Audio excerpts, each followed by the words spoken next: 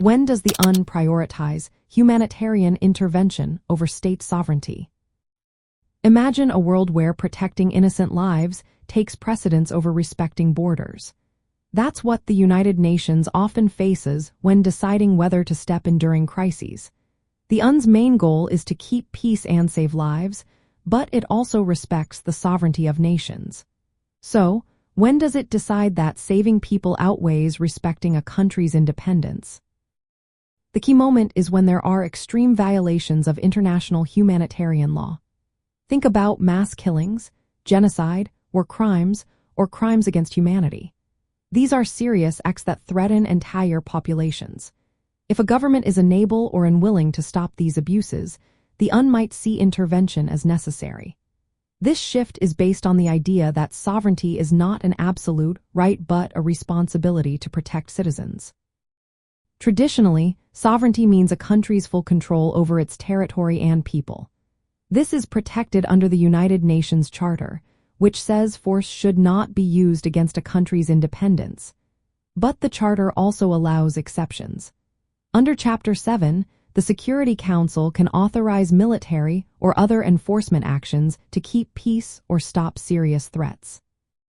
In the early 2000s, the idea of responsibility to protect, or RTP, became a big part of this shift. RTP says that sovereignty comes with a duty to protect populations from genocide, ethnic cleansing, and war crimes.